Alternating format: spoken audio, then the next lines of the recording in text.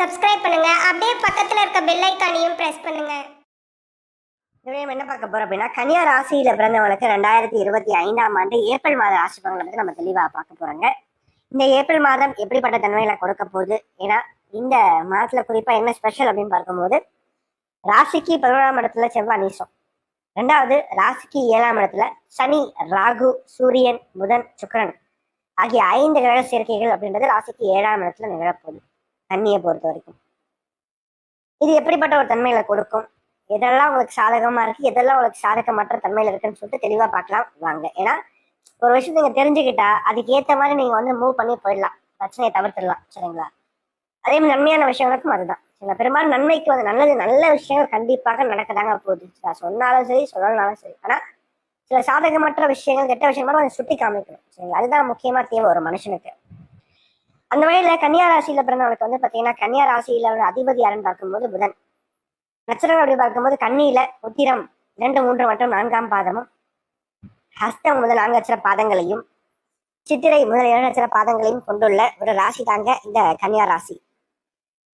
கன்னி ராசிக்காரங்களை பொறுத்த வரைக்கும் ராசிக்கு 7ஆம் இடத்துல புதன் நீசமாய் வக்ரம் பெற்றிருக்கார். அதாவது தன்னுடைய நீச நிலையிலும் தன்னுடைய வீட்டை பார்க்கின்ற ஒரே கிரகம் புதன் மட்டும்தான். புதனுக்கு மட்டும்தான் அது ஒரு ஸ்பெஷாலிட்டி. 9 கிரகங்கள்ல வந்து பாத்தீங்கன்னா 2 கிரகங்கள் ராகு சாய கிரகங்கள், மீதி 7 கிரகங்கள்ல வந்து பாத்தீங்கன்னா ஒரு கிரகம் தன்னுடைய நீச நிலையில தன்னோட வீட்டை பார்க்கும்போது அந்த புதன் தவிர வேற எந்த கிரகமும் பார்க்காது. சரிங்களா? அந்த வகையில பார்க்கும்போது புதனுக்கு அந்த தனி சிறப்பு அப்படின்றது கண்டிப்பாக உண்டுங்க. அதே மாதிரி கன்னி ராசிக்காரங்களை பொறுத்த வரைக்கும் ராசிய குரு, சுக்கிரன், புதன், சனி ஆகிய 4 இடங்கள் ஒரு சேர பாக்குறாங்க. சரிங்களா? சோ இத்தகைய அமைப்பு வந்து பாத்தீங்கன்னா ஒரு தன்னம்பிக்கையை கொடுக்கும், ஒரு பூஸ்டப்பை கொடுக்கும், தைரியமா இருப்பீங்க. சரிங்களா? எந்த ஒரு காரியத்திலையும் பாத்தீங்கன்னா ஒரு தயக்கம் இல்லாம இறங்கி ஜெயிச்சு காமிப்பீங்க. சரிங்களா? தயக்கம்லாம் ஓரம் கட்டி வச்சிருவீங்க. சரிங்களா? அதே மாதிரி உங்களோட தனித்தன்மை வெளிப்படும், தனித்துவத்தை வெளிப்படுத்துவீங்க.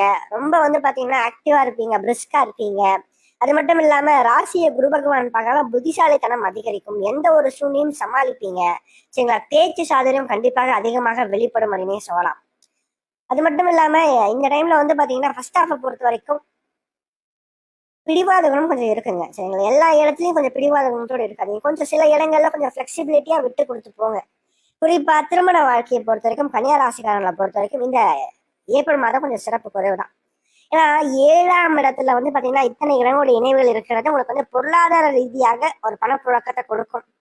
சரிங்களா? ஓரளவுக்கு வருமானத்தை கொடுக்கும். சரிங்களா? ஓரளவுக்கு சரளமா இருக்கும் பணப்புழக்கம் பொறுத்த வரைக்கும். ஆனா குடும்ப வாழ்க்கையை பொறுத்த வரைக்கும் நீங்க உற்று நோக்கும் போது பாத்தீங்கன்னா இது கொஞ்சம் சிறப்பு குறைவு தான். சரிங்களா? குடும்ப ஃபேமிலி லைஃப் அப்படின்னு வரும்போது பார்க்கும்போது கருத்து ஸ்தானத்துல இத்தகைய கிரகங்கள், இத்தனை கிரகங்கள் ஒன்றாக இருக்கிறது ஒரு திருமண வாழ்க்கையில கருத்து வேறுபாடுகள் சார்ந்த விஷயங்களை கொடுக்கும். கணவன் மனைவிக்குள்ள சில சண்டைகளை கொடுக்கும். சரிங்களா? தேவையில்லாத விஷயத்தெல்லாம் பிரச்சனைன்னு சொல்லிட்டு உருவாக்கி அதை ஒரு பெரிய பிரச்சனை ஆக்கி விட்டுருவாங்க.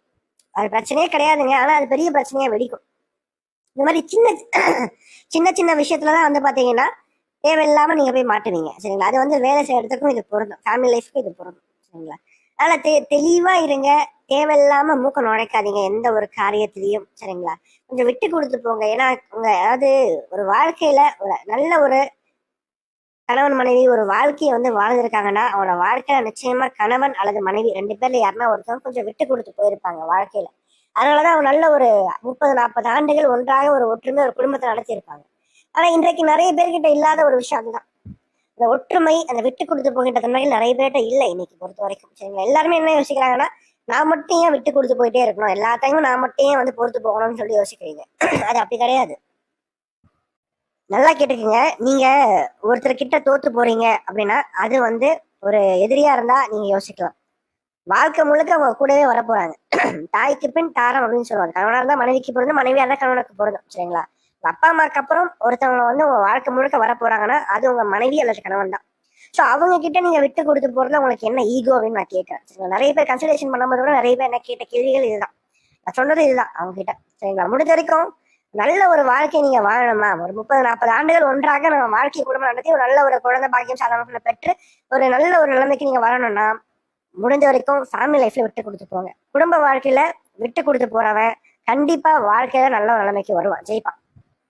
சரிங்களா? ஏன்னா ஒரு நல்ல ஒரு கணவன் நல்ல ஒரு மனைவி கிடைச்சிட்டாலே அவனோட வாழ்க்கையானது சொர்க்கம்ங்க. அவன் வந்து ஒரு நடுத்தர குடும்பத்துல இருந்தாலும் சரி, ரொம்ப அடிமட்ட நிலைமையில இருந்தாலும் சரி, நல்ல ஒரு நிலைமைக்கு மேல வந்துருவான், எப்படியாச்சும் வந்துருவான். சரிங்களா? அதனாலதான் கணவன் அமைவது அல்லது மனைவி அமைவதெல்லாம் இறைவன் கொடுத்த வரம் சொல்லியிருக்காரு.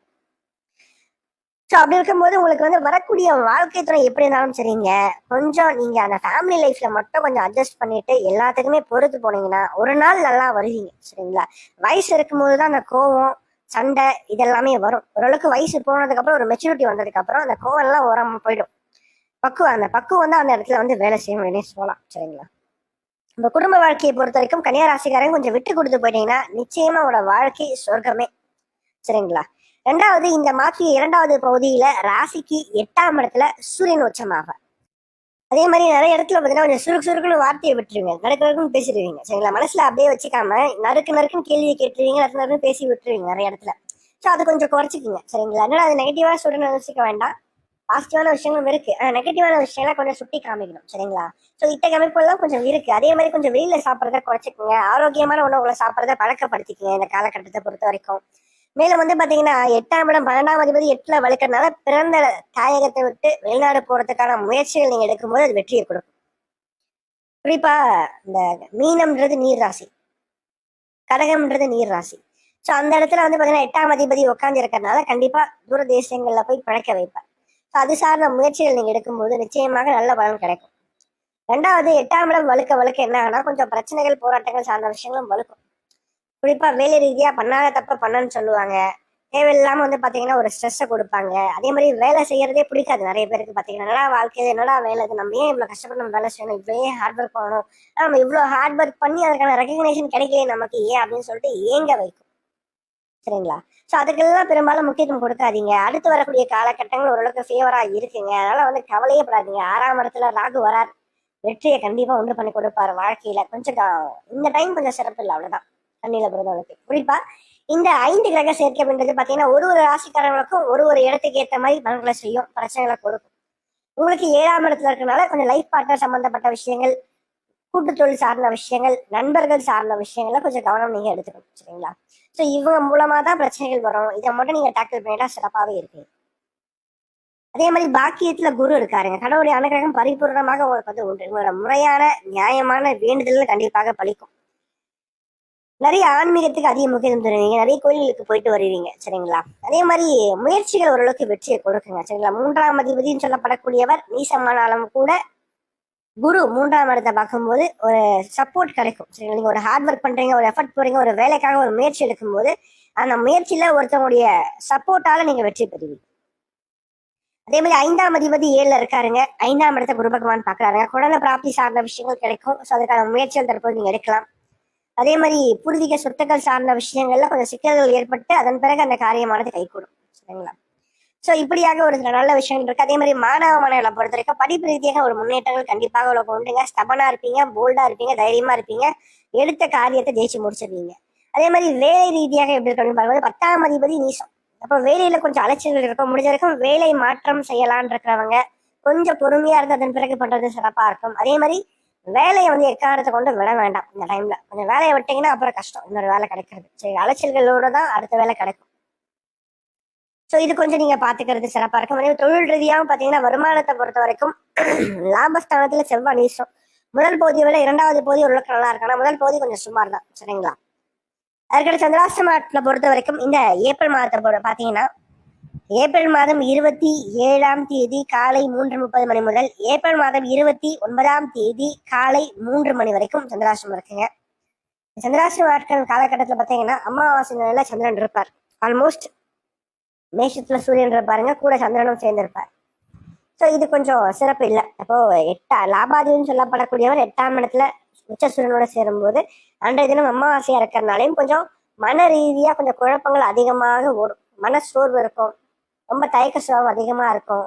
ஹெல்த் ரீதியா அதாவது ஆரோக்கியம் சார்ந்த விஷயங்கள் கொஞ்சம் பிரச்சனைகள் இருக்கும். ஜலதோஷம், காய்ச்சல் சார்ந்த விஷயங்கள், உடல் ரீதியா கொஞ்சம் சில உபாதைகளை கொஞ்சம் கொடுக்கும்.